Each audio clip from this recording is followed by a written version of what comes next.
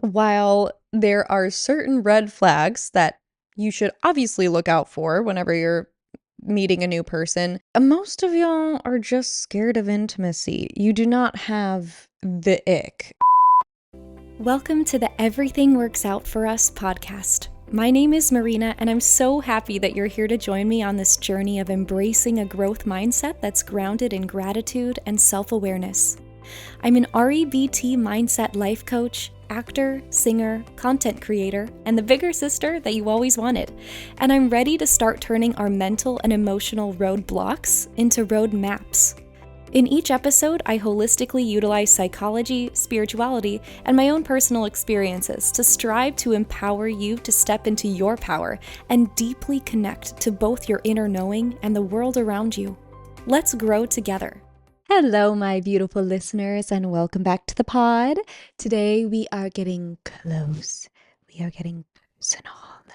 We are getting intimate. ASMR.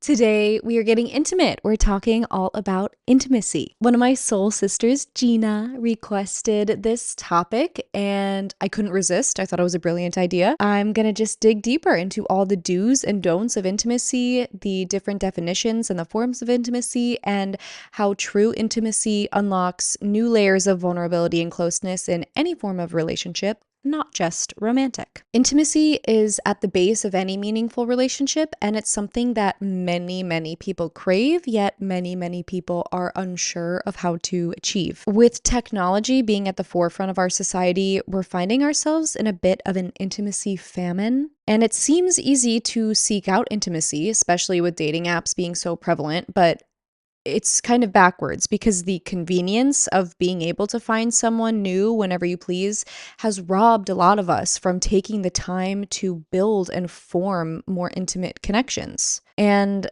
let me just say right at the beginning, intimacy goes so much deeper than sex.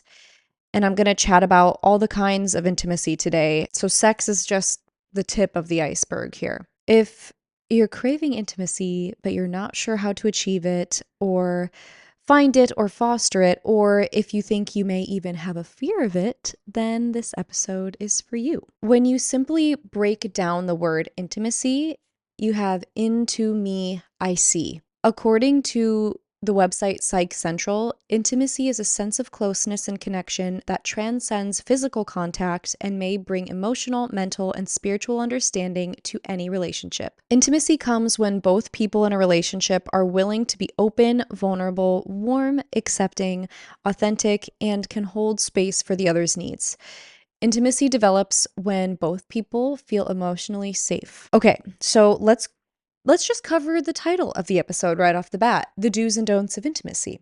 I will start with the do's. Do listen actively with a non-judgmental ear and an open heart. Do give gratitude towards your person. Gratitude and appreciation fosters love. Do share your emotions appropriately. There is a time and a place for everything, and there's also a balance between being emotionally open and trauma dumping. I'm going to cover trauma dumping a little bit more in the don'ts, so stay tuned. And do ask questions. One of the quickest ways to build intimacy with someone is asking them questions about themselves and their thoughts and their opinions, and genuinely caring about what they have to say and remembering it. Okay, now on to the don'ts. When building intimacy, it is a two-way street, so don't mess up the balance. If you are giving way more than you're receiving, or vice versa, intimacy is inhibited. Now, bringing it back to what I just said about trauma dumping, don't trauma dump. Don't emotionally unload or unburden yourself or offer up way more of your own emotional life than the other person is offering to you.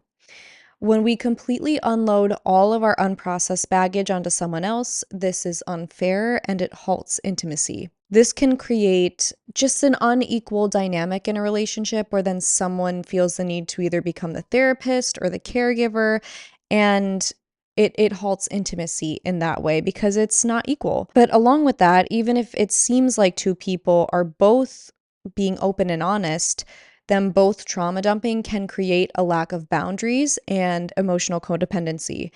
And it can also interfere with the natural timeline or progression of a relationship. It can create a false sense of closeness with another person.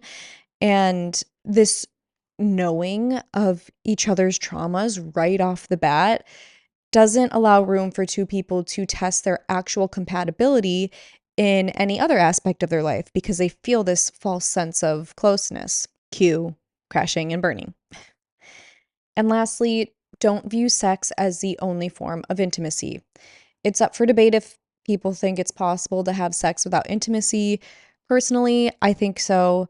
When absolutely no love or trust is present, then sex becomes devoid of intimacy and it turns into a transaction of sorts. And sure, sex is an inherently private and vulnerable act, but without intimacy, it's simply two people choosing to partake in an activity that hopefully feels good. That is just more vulnerable than other activities two could partake in. Now, intimacy is interesting because subjectivity really comes into play. Speaking from my own experiences, while intimacy should be a two-way street, sometimes it's not. And this depends on both parties' willingness to be emotionally open. There was this guy I dated a few years ago for pretty briefly, maybe like 3 months. And I still remember this one moment very vividly, but we had been seeing each other for probably like 2 months at this point, and while we were lying next to each other, he told me, "Wow, I've never felt this connected to anyone before." Meanwhile, I was thinking, I've never felt this disconnected from anybody before. How could he possibly feel like that? It was the epitome of being on different pages with someone. And he was not a bad guy. He didn't do anything wrong.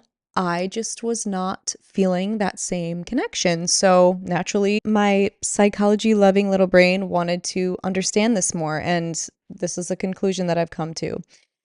So, from his perspective and his experience, I'm assuming that I created this space for him that felt safe and allowed him to share himself and his emotional life more than he probably ever had in the past, which is why he said that to me.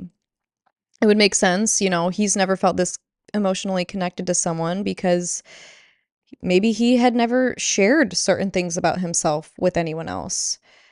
Even if it seemed like not a big deal to me at all, maybe it was a big deal to him. And I did not feel that same emotional safety around him.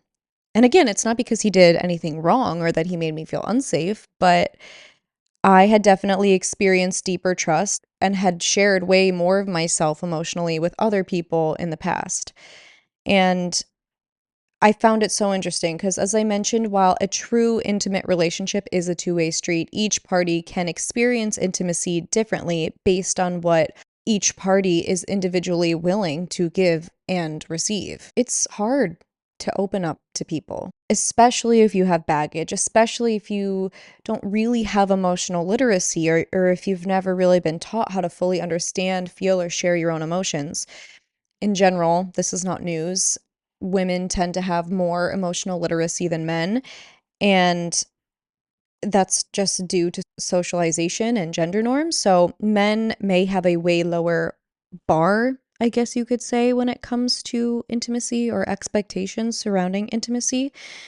And by this, all I mean is just in order for a woman to truly experience intimacy, she requires a lot more trust, safety, and emotional openness than a man would, probably to feel the same exact way. Basically, all humans need to eat, but the portion sizes of a 6'2", 200-pound man versus a 5', 100-pound woman are going to be vastly different in order for them both to feel satiated. So we all have the capability of experiencing intimacy, even if we have different ways of feeling or achieving it or getting there. Here's what I will say. Intimacy cannot be upheld without a firm and courageous understanding of oneself. You cannot expect someone else to see and accept you if you cannot see or accept yourself first. And this is why intimacy can be so freaking scary. So, if you find yourself scared of intimacy, or if you have the urge to run even though things are good, buckle up for this next part. I firstly just want to quickly cover some signs that you may be afraid of intimacy. If you're like, Marina, I don't really know. Am I scared? Well, let's see if you check any of these boxes, okay? Number one, serial dating or lack of long-term commitment to one person. Perfectionism, both in oneself and in others, aka if you feel the need to be perfect in order to feel worthy of love, or if you nitpick or are overly critical of someone else, therefore unnecessarily pushing them away for minute or even non-existent issues, that could be a sign of a fear of intimacy. And let me get on my soapbox for just a second here, okay? The ick, ladies and gentlemen, it's gone way too far. It's gotten out of control. While there are certain red flags that you should obviously look out for whenever you're meeting a new person, most of y'all are just scared of intimacy. You do not have the ick, okay? If someone wearing socks and sandals gives you the quote unquote ick so bad that all of a sudden you no longer have feelings for this person, you need to go to therapy and work on that, okay? You're scared of intimacy and you're using a buzzword to cover that up. Ooh, ooh, hot take, hot take. Whoa, don't sue me. It's true. Sorry, fight me on it. Whatever. It's my podcast. Everybody, you know what? Everybody leave a comment with an ick that they've gotten. I think this topic is actually so funny. Okay, moving on. The avoidance of physical contact when appropriate could be a fear of intimacy. Obviously, everyone has their own physical boundaries, and you're comfortable with what you're comfortable with, but there comes a certain point in a relationship where physical intimacy is appropriate and necessary. And if it's been many, many weeks and you don't even want to kiss someone, maybe you are scared of intimacy. You know what I'm saying? Okay. Next is a strong inability to express your needs or your emotions to others. And you may have a fear of intimacy if you get a strong urge to run or shut down when milestones happen in relationships, meaning it comes time to define the relationship. You go on a vacation with them, you meet their family, you move in together, and then that urge becomes present. You may have a fear of intimacy. And lastly, purposefully sabotaging or self-sabotaging the relationship when nothing truly is wrong. You can only be loved to the extent in which you allow yourself to be seen. And yes, I'm bringing up the controversial phrase. Got a lot of hot takes in this episode, I guess. You can't love someone until you love yourself. Okay, before I lose you, I know this phrase is complicated and ultimately I do think it's untrue, but there is a lot of nuance that goes into it. Because, in my opinion, a fear of intimacy is actually a fear of unworthiness when you boil it down. That the root intimacy is letting yourself be 100% seen by someone else. So, if you are afraid of this, you most likely fear that you're unworthy of them, like they will ultimately abandon you because you're not good enough or deserving enough, or you are afraid of becoming completely enmeshed in them, completely losing yourself in the process. However, when you've worked to heal your traumas and fears and you're able to remove your worth from external surroundings and people, the fear of intimacy then begins to fade. You begin to understand that even though intimacy is vulnerable and can be uncomfortable, you are still able to allow yourself to be seen. You have a sure enough knowing that if the other person were to leave, you will still be okay. So it's okay to be seen by them. Them seeing the full you and potentially not liking it or choosing to leave will not end your life. You're worthy with or without them. You won't become completely enmeshed with them or lose yourself because you're already strong and independent and you understand that safe, intimate relationships will only add on to your life, not subtract. But what if you want to love someone and you feel like you don't love yourself? Welcome to the club. I feel like this is the let's get into the meat of this phrase, right? It goes back to the phrase doing the work, going to therapy, unpacking your childhood or your triggers, trying to understand where the lack of self-worth stems from so you can begin healing and rewiring it. And at the same time, radically accepting that you're not perfect and it's okay to not love every single little thing about yourself, but rather keep bravely trekking through your growth journey, even when it's hard. When you see yourself and accept yourself as flawed, yet you continue to work on yourself, you can see others as flawed too, and you're less inclined to put them on a pedestal. We're all just silly little humans trying to find imperfect moments of connection. So, no, you do not have to be 100% healed because you probably never will be. You don't have to 100% love everything about yourself because you're not perfect. You never will be. You can find a way to unconditionally love your flaws and your imperfections and be brave enough to love yourself despite it all. Now, you might be thinking, do we even need intimacy? That seems like a lot of work. Especially when we can just go find someone to talk to or sleep with on a nap or at the bar. Well, as I mentioned before, intimacy goes beyond sex. Intimacy is the moment with your mom under the Christmas tree when she opens up the thoughtful present that you've been saving up for all year. She feels so seen. Intimacy is holding your best friend as they sob over the loss of their beloved pet. Intimacy is being snuggled up next to someone special on the couch, their thumb slowly rubbing your hand in silence because the silence is safe and comfortable. Intimacy is knowing exactly how your sister feels with just a look, no words, and immediately going to comfort her and tell her it's going to be okay. Intimacy is dying of laughter over an inside joke you've shared with your cousins since childhood. And again, I'm not a dating podcast. I don't really talk about sex on my podcast, but basically everyone that I know in my life has agreed that sex is better when you love someone. And that's because the love is what makes it intimate. And we're designed for intimacy and love. Or at least I am. In life, we always have two options. We can take the easy, less painful route that will never ultimately fill our cup more than halfway at most. Or we can take the road with blocks, hills, turbulence, and landmines. But the bumpy road happens to also be the scenic route, which also happens to lead to the beautiful paradise at the end. And of course, the paradise is that much more appreciated because we were brave enough to weather the storm to get there. So now I'll leave you with this.